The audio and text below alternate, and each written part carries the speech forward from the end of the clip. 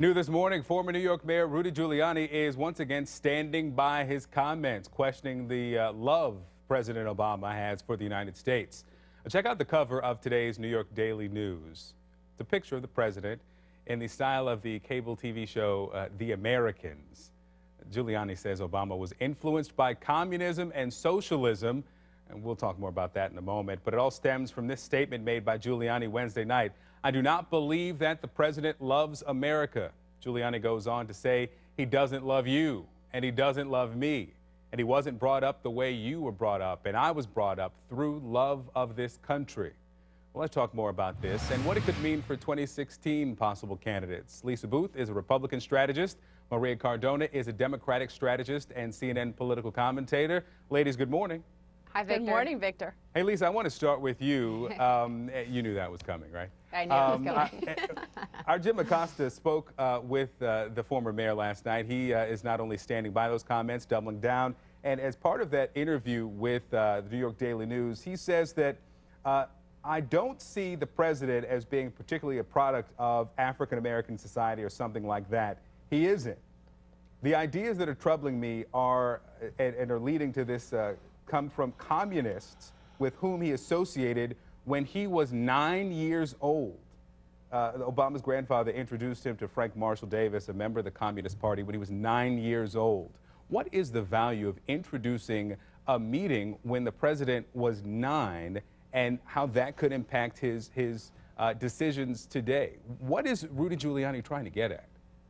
Well, look, I think, is Rudy Giuliani using hyped up political rhetoric? Absolutely. But if you look at the base of his statement, if you look at the broader context of his overall speech, what he's trying to get at is something that I think a lot of Americans agree with. And that's the fact that we do not see the same kind of rhetoric from President Obama that we have seen from past presidents about American exceptionalism. He doesn't speak about America the same way that John F. Kennedy does. He does not speak about America the same way that Bill Clinton does, the same way that George W. Bush did, the same way that Ronald Reagan did as well. Instead, what we have seen is a president who's been incredibly weak on foreign policy, who's been incredibly weak on the world stage, who has apologized for America, who said that America is arrogant, and who is more concerned with being politically correct than he is about properly naming the Islamic extremist threat that we faced from ISIS. And so I think what Rudy Giuliani is getting at is more on the weak foreign policy and these apologist remarks that President Obama has made in the past. And look, I think Rudy Giuliani, as someone who led New York City during one of the darkest hours that the city has ever faced, through one of the darkest hours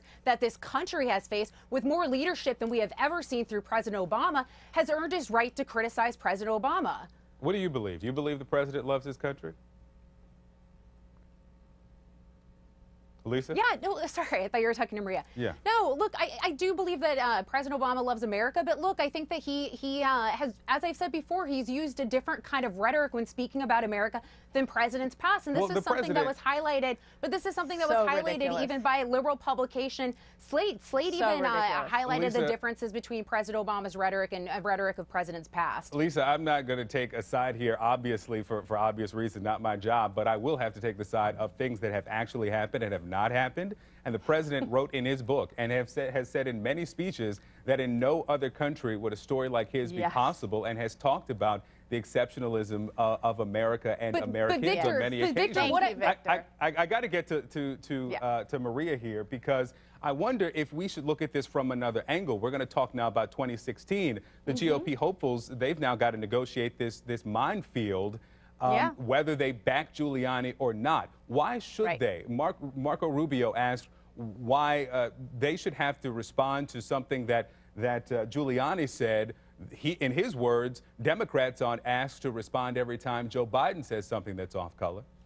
You know, it's interesting that you mentioned Marco Rubio, because I actually applaud him, because after he said all of that, Victor, what did he do? He responded to the comment that Rudy Giuliani made, because he knows if he wants any kind of credibility moving into 2016, he is going to have to respond to somebody who used to be seen as a leader in the Republican Party, as this giant figure. But I got to tell you, Victor, after his comments and his continued comments, which go from dumb to dumber, oh, how the mighty have fallen. This is somebody, as Lisa said, that was a huge figure in American politics and in American mythology, frankly, because of the leadership that he showed after 9/11. This was somebody who was Times Man of the Year. But man, that has changed now. He has now, with these kinds of comments, which are just ridiculous in their stupidity, and every single Republican candidate who wants to be taken seriously is going to have to respond to that question. And, you know, frankly, moving forward, it is something that is going to hurt the GOP, because it really is a meme that goes to whether this is a party that wants to expand and wants to speak to voters that are more diverse, or whether it's going to continue to be a shrinking party of bitter, curmudgeonous, old white males, frankly, like Rudy Giuliani. Bobby Jindal, Maria, in the discussion of 2016 candidates, Lisa, Bobby Jindal, according to Mayor Giuliani, called to congratulate him on his comments going to that extent. What do you think about that call? Well, look, I think that this has no bearing on the 2016 presidential elections. At best, it's a couple-day story. And Maria, did you criticize President Obama in 2008 when he said that President George W. Bush was unpatriotic? Yes, I did. I didn't think he should have said that. But by the way, speaking of that, he wasn't talking about President Obama or President Bush as a person. He was talking about his policies.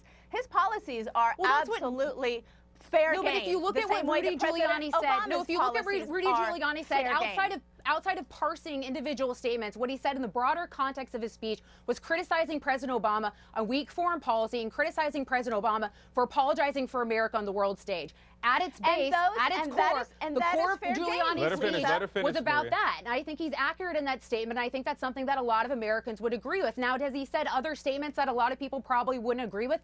Yes, but if you look at the core of his speech, if you look at the base of his speech, if you look at his direct attack against President Obama, which is on foreign policy and apologizing for America on the world stage, a lot of Americans would agree with that. We've got to wrap it up here. Lisa, Maria, I'm sorry, we've got to wrap it up because we've got to get to Smirkanish on time. That's fair, but going to the motivation is not.